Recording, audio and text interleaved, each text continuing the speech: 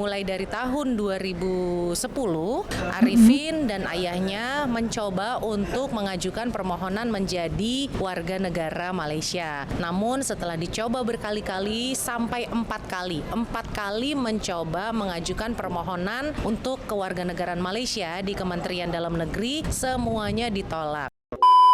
Sebab saya tengok kawan-kawan saya dah habis tahfiz, dah habis Al-Quran, tamat Al-Quran, boleh sambung belajar. Kenapa saya tak dapat sambung belajar?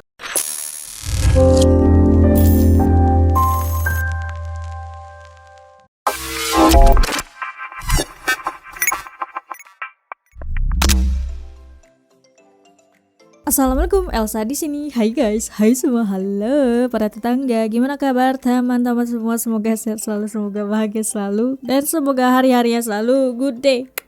Selamat datang di channel YouTube Elsa Widianti Putri. Hari ini aku akan reaction dari channel kakakku, Kak Ika.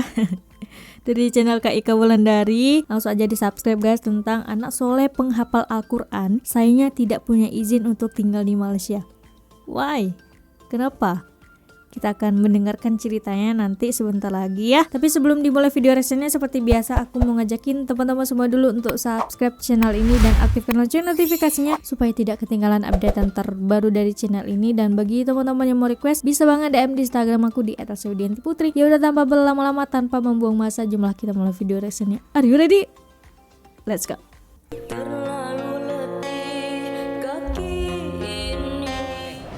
Assalamualaikum warahmatullahi wabarakatuh. Hari ini kami berada di Jabatan Imigresen Putrajaya dan di sebelah saya ada Muhammad Khairul Arifin. Panggilannya apa nih jadinya? Arifin. Oke, jadi Arifin ini punya cerita yang unik dan baru pertama kali saya menemuinya. Jadi kalau saya ceritakan secara singkat, jadi ayahnya Arifin ini adalah pemegang IC merah. Kemudian Arifin lahirnya di Malaysia, punya sijil lahir di Malaysia. Kemudian pada usia sekitar 5 tahun dibawa ibunya untuk pulang ke Indonesia. Kemudian setelah lulus SD, Arifin dibawa masuk. Bentar, salah fokus. Kita sama-sama hitam, Kak.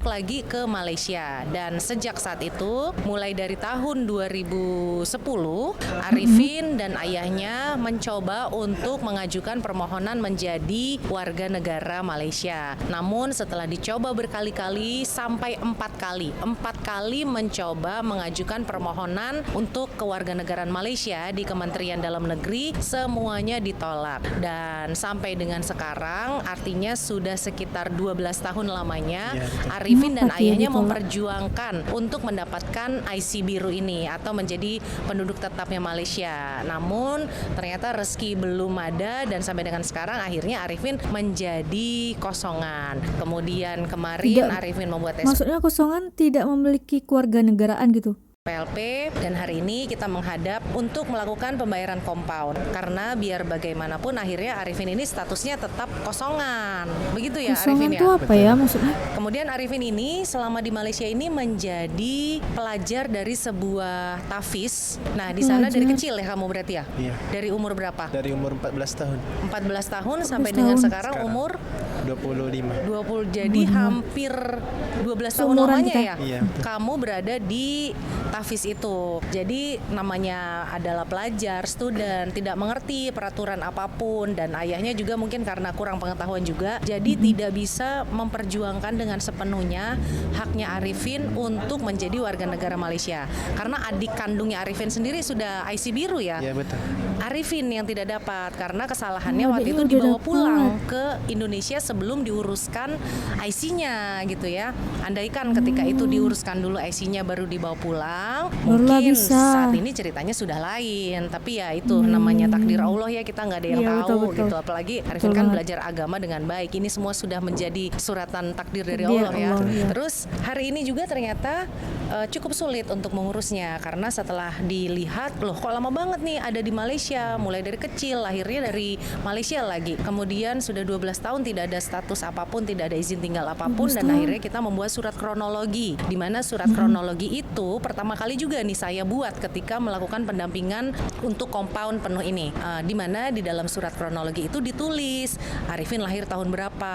Setiap tahun itu kita jabarkan apa yang terjadi terhadap Arifin ini, dan juga ayahnya telah melakukan usaha untuk kewarganegaranya Arifin, semuanya sudah kita tulis, dan alhamdulillah hari ini sudah diterima, semuanya sudah diterima alhamdulillah, dengan segala perjuangannya Arifin juga yang tadinya Arifin ini nggak tahu SPLP itu apa. Perjuangan ya. tidak sia-sia. Kenapa kamu nggak tahu?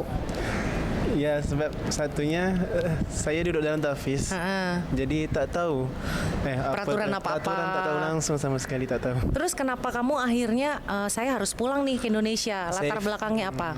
Sebab saya tengok kawan-kawan saya dah habis tahfiz, dah habis Al-Quran, tamat Al-Quran, boleh sambung belajar. Kenapa saya tak dapat sambung belajar? Kamu berpikir begitu? Iya, betul. Terus kamu tanya ke ayah? Tanya ke ayah, Terus? tanya ke ibu.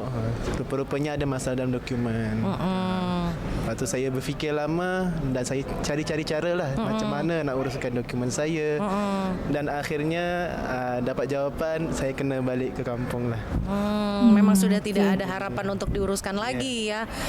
Terus sebenarnya nih ada satu cara, andaikan dulu ayahnya dan Arifin tahu, yaitu membuat permohonan resident pass yang 10 tahun. Di mana resident pass itu salah satu syaratnya adalah mendapatkan jaminan dari IC merah atau IC biru. Lah ini kan Arifin ayahnya sendiri IC merah. Jadi sangat disayangkan sekali ya, namanya ketidaktahuan informasi jadinya mengakibatkan sebuah resiko yang fatal pada jadinya, anaknya di mana itu. Arifin harus kena denda bayar compound, harus juga nantinya di blacklist, padahal ayahnya dan adiknya ada di sini ya. Adik di sini. Adiknya ada berapa? Adiknya di Malaysia. Terus kamu perasaannya gimana begitu kamu tahu kenapa saya tak boleh sambung belajar gitu? Kamu gimana? Sangat-sangat sedih lah. Sangat-sangat sedih. Dan ya mau macam mana lagi? Dah Allah dah takdirkan macam ni. Tapi tetap semangat lah. Tak boleh putus asa. Kena cari jalan lain. InsyaAllah ada jalannya. InsyaAllah. Nah, Ya berarti ini tabah ya dibuktikan Arifin Allah ini. ada Nanti kalau jalannya. pulang ke Indonesia, pulangnya kemana nih? Surabaya. Ke Surabaya.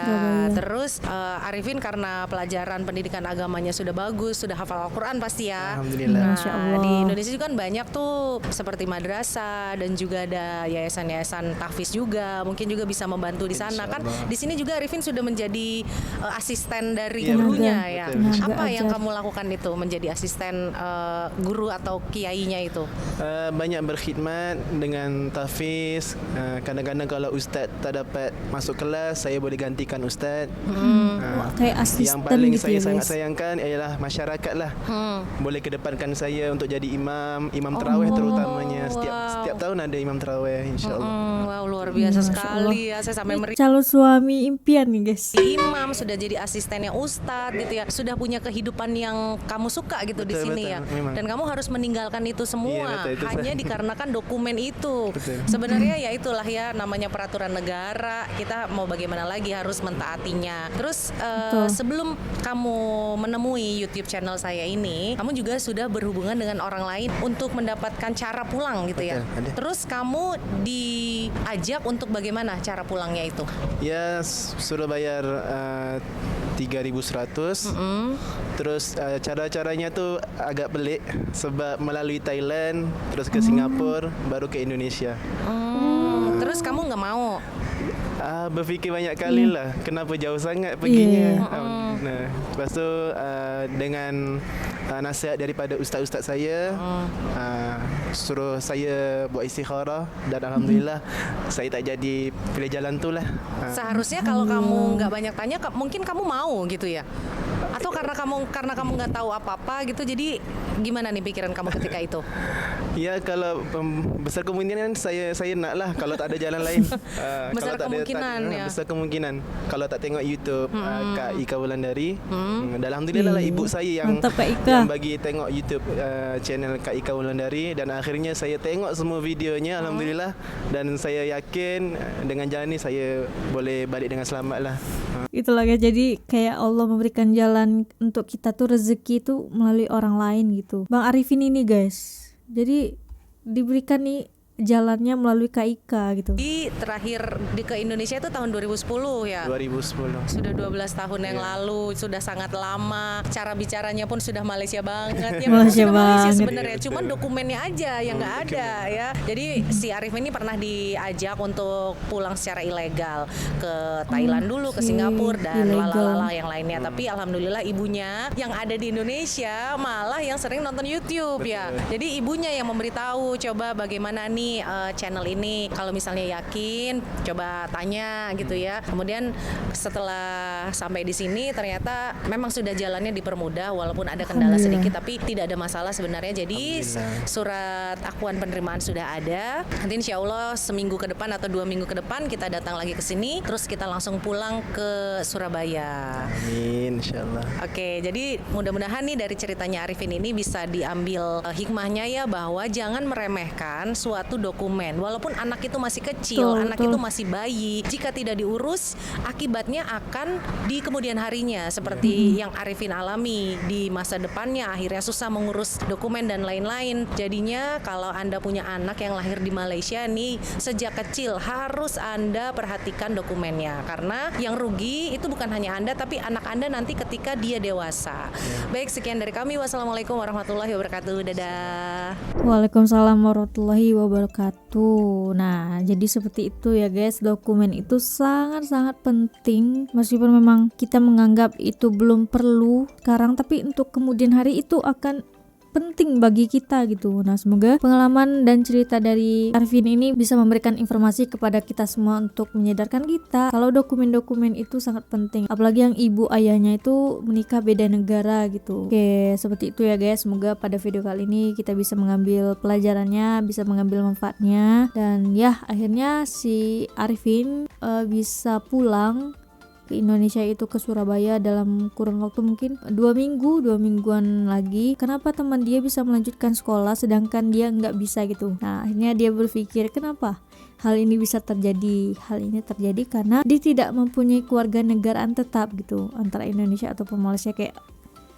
berada di tengah-tengah gitu. Aku sebenarnya keluarga negaraan Indonesia atau keluarga negaraan Malaysia gitu, tapi dia lahir dan besar di Malaysia gitu. Nah, tapi segala upaya telah dilakukan oleh KIK untuk mempermudah Arifin ini pulang gitu guys, pulang ke Indonesia. Jadi sepertinya dia menjadi warga negara Indonesia gitu, kalau nggak salah ya.